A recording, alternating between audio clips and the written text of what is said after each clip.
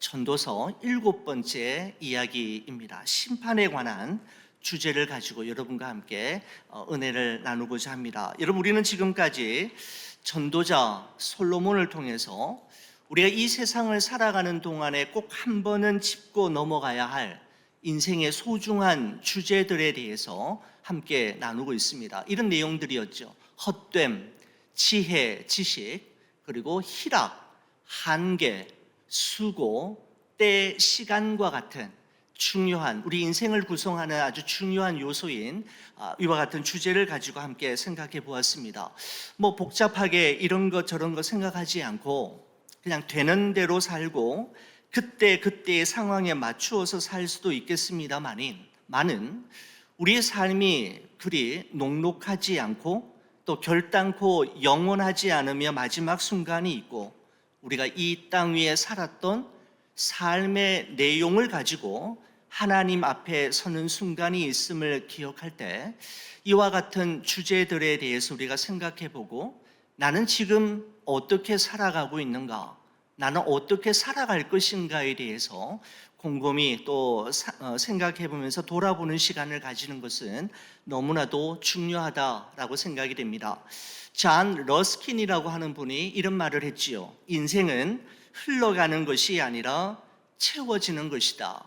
우리는 하루하루를 보내는 것이 아니라 내가 가진 무엇으로 채워가는 것이다 라고 이야기했는데, 하나님께서 우리에게 은총과 선물로 주신 우리 인생을 무엇으로 채워갈 것인가를 선택하고 결정하는 것은 너무너무 중요한 이야기입니다. 오늘은 여러분과 함께 다룰 주제가 바로 심판이라고 하는 주제인데, 오늘 이 주제에 대한 내용을 전도자 솔로몬은 전도서 3장 16절에 다음과 같은 말씀으로 문을 열고 있습니다. 또 내가 해 아래에서 보건대 재판하는 곳 거기에도 악이 있고 정의를 행하는 곳 거기에도 악이 있도다 라는 말씀으로 시작되는 것을 보게 됩니다.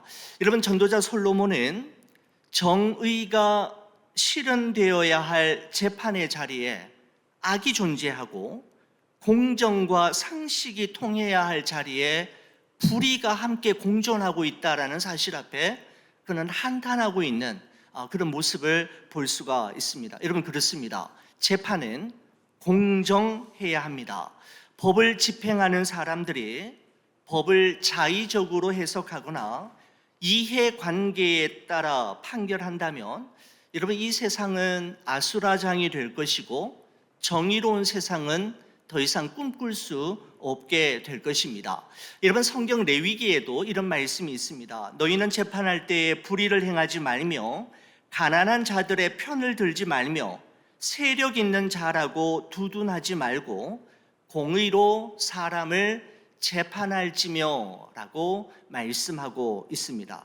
공의로 사람을 재판할지며, 가난하고 불쌍한 사람이라고 해서 사사로운 감정에 휘둘려서 무작정 감싸주어서도 안 되고, 세력을 가진 사람, 힘을 가진 사람의 편에 서서 늘 그 사람의 입장과 대변인이 될 것이 아니라 재판은 언제나 공의로 진행이 되어야 하고 원칙과 법대로 집행되어야 할 것에 대해서 모세 오경의 하나의 레위기는 이와 같이 말씀하고 있습니다. 여러분, 그래서 법원을 비롯한 여러분 사법기관이 위치한 근처에는 여러분 정의의 여신상이라고 하는 이런 상들을 가끔씩 볼 수가 있습니다.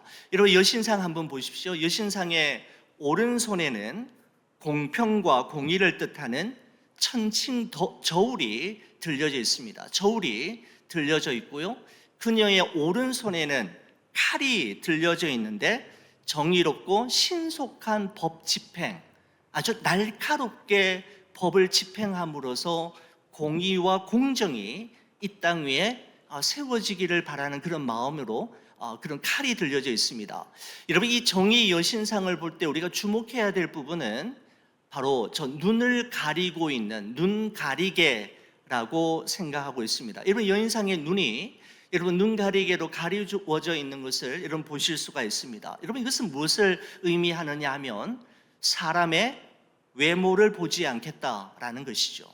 사심과 편견 없이 판단하겠다, 치우치지 않겠다라고 하는 의지를 담고 있는 표현이 눈을 가리고 있는 저 모습이라고 할 수가 있습니다. 저 천칭도 칼도 대단히 중요하고 있어야겠지만 저 여인의 눈을 가리고 있는 눈 가리개가 무엇을 의미하는지 우리는 분명히 알아야만 합니다. 여러분 이와 같은 노력과 사람들의 이 강력한 의지에도 불구하고 여러분 우리 사회는 여전히 유전무죄, 무전유죄, 유죄라고 하는 말이 통하는 세상이지 않습니까?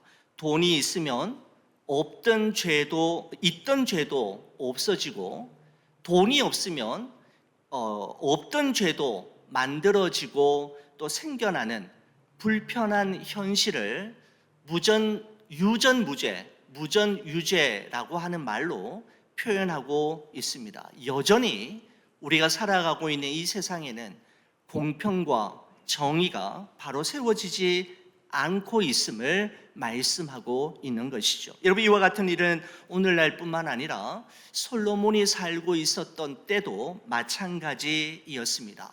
전도자 솔로몬은 가장 정의롭고 공의로워야 할 재판정마저도 돈과 권력에 의해서 쉽게 휘둘리는 모습을 보며 한탄하고 있는 문장으로 오늘 본문이 시작되고 있는 것을 볼 수가 있죠. 여러분 이와 같은 상황에서 솔로몬은 또 하나의 중요한 사실을 우리에게 언급하고 있습니다. 바로 전도서 3장 17절 말씀인데요. 그는 이렇게 이야기합니다. 내가 내 마음속으로 이르기를 의인과 악인을 하나님이 심판하시리니 이는 모든 소망하는 일과 모든 행사에 때가 있음이라 하였으며 라고 이야기하고 있습니다. 재판이 권력에 의해 뒤틀려지고 정의와 공의가 뇌물에 의해 사라져버린 자리를 악인이 차지하는 그 현실을 바라볼 때 우리는 도대체 하나님이 계시는가, 하나님이 보고 계시는가, 마치 하나님이 안 보시는 것처럼 여겨지지만 솔로몬은 그럼에도 불구하고 분명히 믿고 있는 바가 있었는데 그것은 바로 의인과 악인을 하나님이 심판하시고 선과 악을 구분하시는 때가 있다라고 하는 사실을 솔로몬은 우리에게 분명하게 말해주고 있는 것이죠. 여러분 이 부분을 세번역 성경은 이렇게 번역하고 있습니다. 나는 마음속으로 생각하였다. 의인도 악인도 하나님이 심판하실 것이다. 모든 일에는 때가 있고 모든 행위는 심판받을 때가 있기 때문이다 라고 이야기하고 있습니다. 여러분 다시 말씀드리면 하나님께서 모든 것을 바로 잡으실 때가 있다라고 하는 것을 솔로몬이 이야기하고 있는 것이죠. 가장 정의롭고 공의로워야 할 재판장에서마저도 불법과 불의가 가득한 모습을 보고 있음에도 불구하고 솔로몬의 마음속에는 흔들리지 않는 사실이 있었는데 바로 그것은 하나님께서 선과 악을 또한 의인과 악인을 구분하시고 판가름하실 때가 있다라고 하는 바로 그 사실이었습니다. 여러분 그렇습니다. 우리는 아는 것보다 모르는 것이 더 많고 우리가 할 수 있는 일보다 할 수 없는 일들이 더 많으며 우리는 전체를 보지 못하고 일부분만 보는 한계를 가지고 있습니다. 여러분 그래서 우리의 생각과 우리의 판단을 잠시 유보하고 하나님께서 모든 것을 바로 잡으실 때가 있음을 기억하며 하나님의 손에 맡기고 하나님께 부탁하는 것은 너무나도 중요한 일임에 분명합니다. 여러분 사도 베드로는 예수님의 고난과 십자가 사건에 대해서 베드로전서 2장 22절과 23절에 다음과 같이 이야기한 적이 있습니다. 그는 즉 예수 그리스도를 이야기합니다. 그는 죄를 범하지 아니하시고 그 입에 거짓도 없으시며 욕을 당하시되 맞대어 욕하지 아니하시고 고난을 당하실 때 위협하지 아니하시고 오직 공의로 심판하시는 이에게 부탁하시며 라고 말씀하고 있습니다. 무슨 말입니까? 예수님께서는 죄를 범하지도 거짓말도 하지 않으셨지만 욕을 당하시고 고난을 당하실 때 맞대어 욕하거나 맞대응하신 것이 아니라 모든 것을 공의로 심판하시는 하나님께 자신을 그리고 자신의 문제를 부탁했다라고 말씀하고 있는 것을 보게 됩니다. 여러분, 바로 이것이 제자의 길이고 제자도라고 할 수가 있는 것이요. 맞대응하시지 아니하시고 모든 것을 정확하게 보시며 처음부터 끝까지를 다 보고 계시고 알고 계시는 그분에게 부탁하시는 예수님의 모습. 여러분, 우리도 이와 같은 모습이 우리의 그리스도인들의 삶 속에 참 필요하겠다라는 생각이 들었습니다. 대응하지 않는 것이죠. 싸우지 않고 하나님께 부탁하는 예수님의 모습 말입니다. 사랑하는 우리 성도 여러분, 우리가 이 세상을 살아가는 동안에 경험하게 되는 참으로 답답한 일들과 사방으로 우겨쌈을 당하는 것과 같은 곤혹스러운 일을 만난다 할지라도 하나님께서 모든 것을 바로잡으시고 하나님께서 내게 일어난 모든 일들을 합력하여 선을 이루실 그날과 그때가 있음을 믿고 하나님 바라보고 하나님 기다리며 하나님 더욱 의지하는 여러분과 제가 되기를 주의 이름으로 간절히 축원을 드립니다. 여러분, 이어서 말입니다. 여러분, 18절부터 오늘 전도서 3장 18절부터 21절까지의 말씀은 무엇인가 하면요, 좀 주제가 바뀌어지는 듯합니다.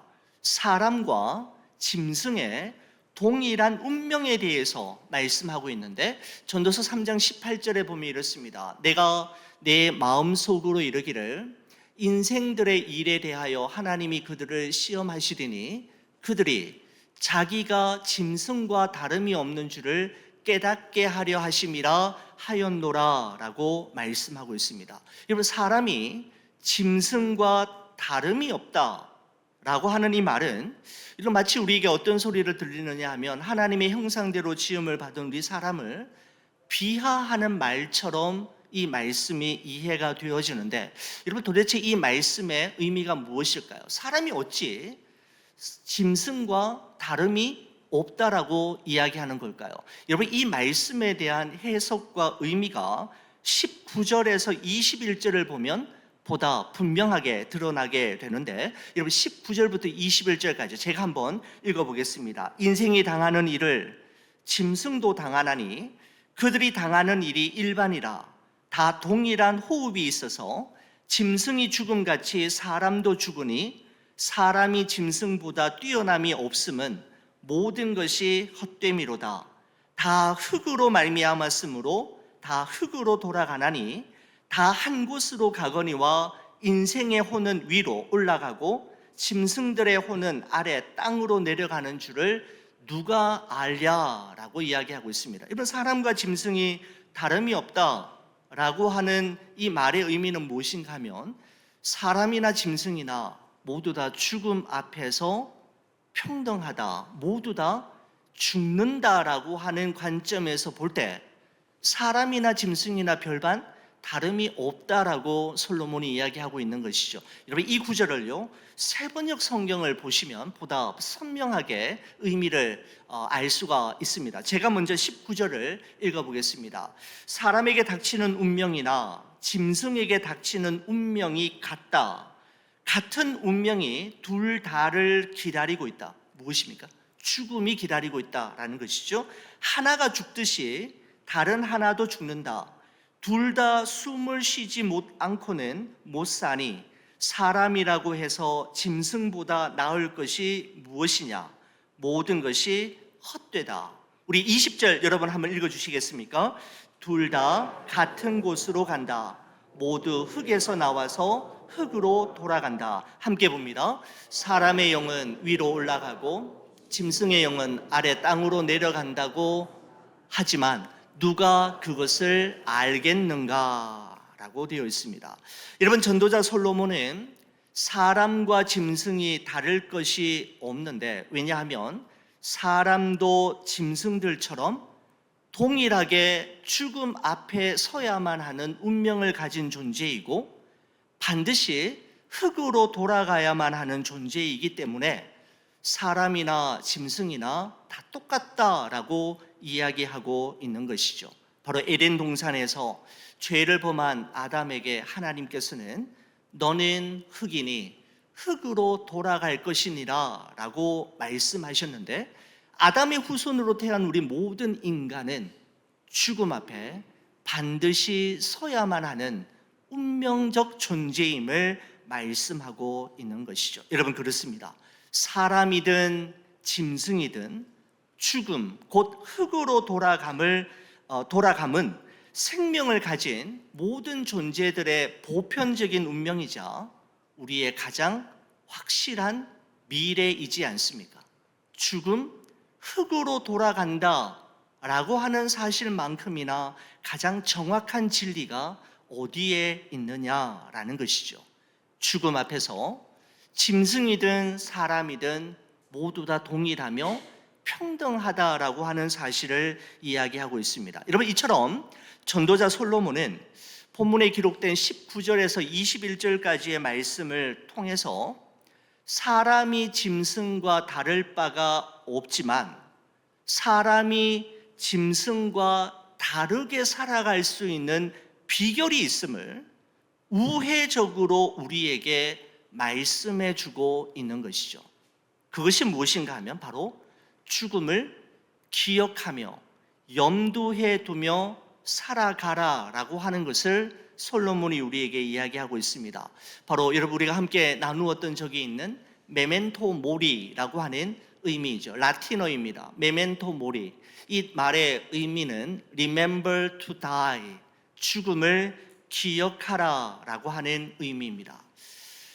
여러분, 로마 시대 전쟁에 출정했던 개선 장군들이 전쟁에서 승리하고 본국에 돌아와서 시가 행진을 할 때면 언제든지 노예를 시켜서 메멘토 모리라고 하는 말을 외쳤다고 이야기합니다. 죽음을 기억하라라고 하는 말을 개선 장군이 시가 행진을 하는 그때에 외치게 했다라는 것이죠. 여러분, 왜 축제의 자리에서 죽음을 기억하라, 메멘토 모리라고 외치게 했던 걸까요?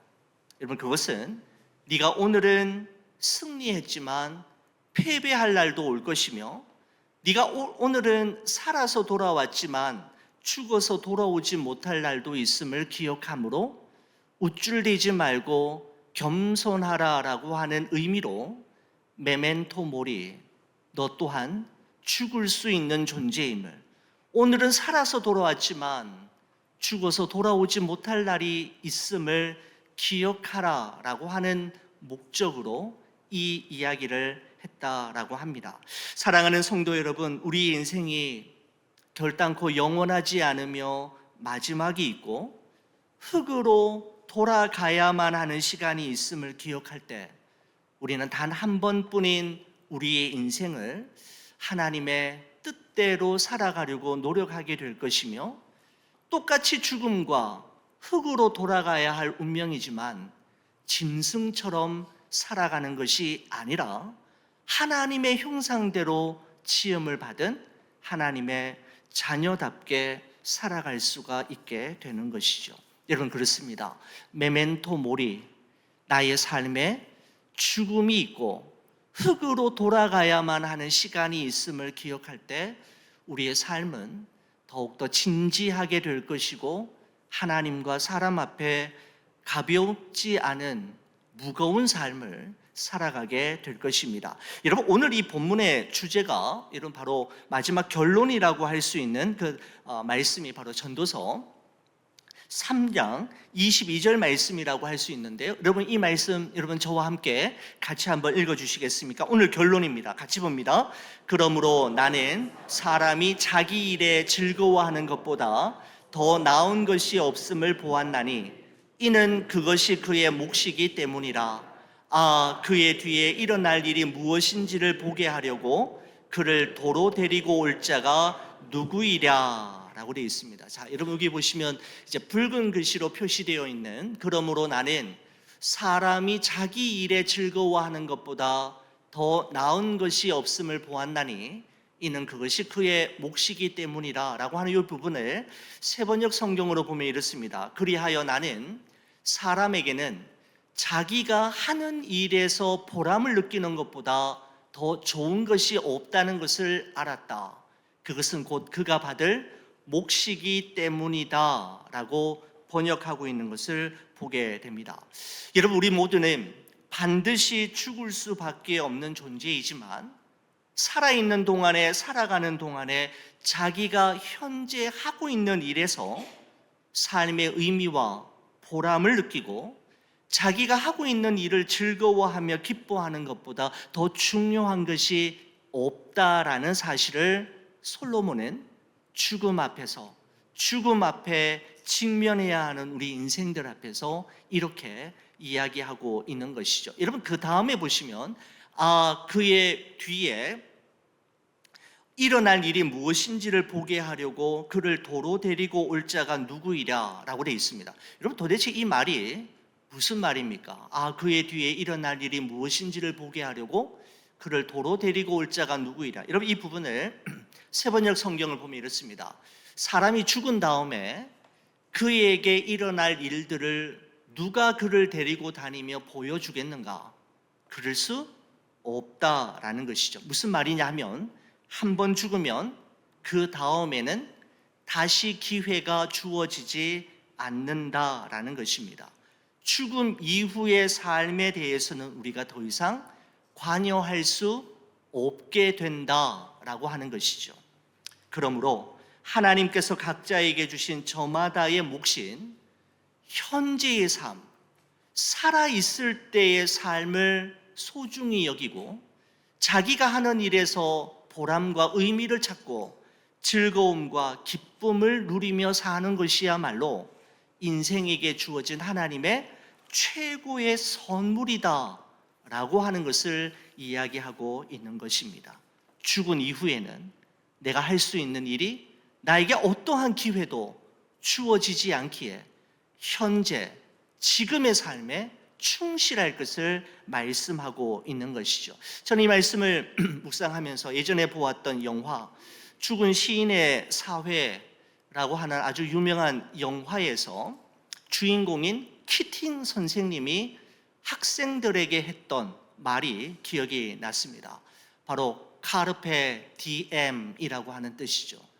Seize the day, 오늘을 잡으라, 현재를 잡으라 라고 하는 이야기가 이 카르페 디엠이라고 하는 이 표현이 죽은 시인의 사회에서 나오면서부터 많은 사람들에게 회자되기 시작을 했는데 무엇인가 하면 오늘을 즐겨라, 오늘을 최선을 다해 살아라 라고 하는 의미입니다. 과거는 이미 지나갔기에 우리가 컨트롤할 수 없고 미래에 일어날 일은 우리가 예측할 수 없기에 우리의 소관이 아니므로 현재 우리가 살아가는 삶에 충실하며 최선을 다해 살아갈 것을 이야기하고 있는 것입니다.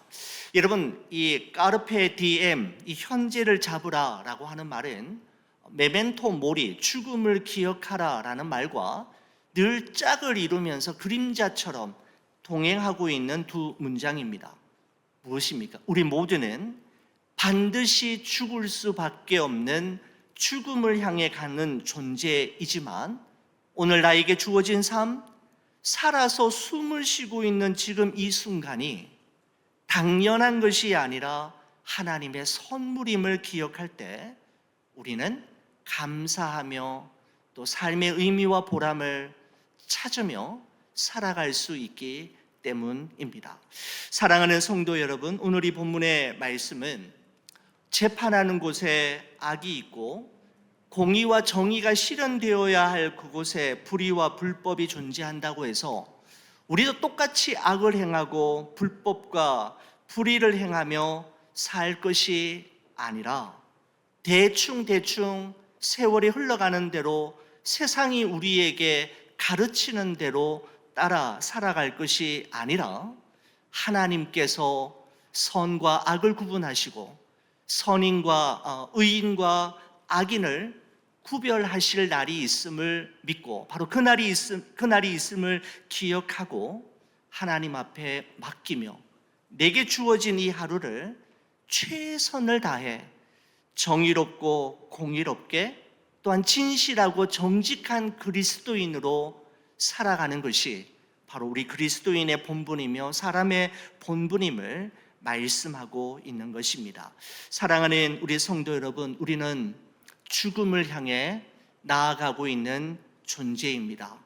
내가 지금 살아있음에 감사하며 내가 지금 호흡하고 있음에 하나님 앞에 영광 올려드리며 내가 지금 하고 있는 일에서 생의 의미와 기쁨을 찾고 하나님 앞에 서게 될 그날을 믿음으로 잘 준비하는 여러분과 제가 되기를 주의 이름으로 간절히 축원을 드립니다. 기도하시겠습니다. 사랑의 주 하나님 아버지, 감사합니다. 우리가 먹고 마시고 수고하며 일하며 살아 숨쉬는 모든 순간이 하나님의 은총이요 선물이며 하나님이 주시는 것이요 하나님께서 허락하셔야 누릴 수 있는 것임을 기억하게 하심에 감사합니다. 그러므로 어떠한 순간에도 하나님 앞에 감사하며 현재 주어진 삶에 늘 만족하며 하나님을 영화롭게 하는 그리스도인으로 살아가는 우리 모두가 되게 하여 주옵소서. 한 번 죽는 것은 사람에게 정해진 것이요 그 후에는 심판이 있음을 우리가 늘 기억하게 하시고 우리 인생의 마지막 순간이 있음과 하나님 앞에 서는 날이 있음을 기억하게 하셔서 우리에게 주어진 삶을 하나님과 사람 앞에서 신실하게 그리고 예수 그리스도를 믿는 믿음으로 살아가는 우리 모두가 되게 하여 주옵소서. 우리 주 예수 그리스도의 이름으로 기도 올리옵나이다. 아멘.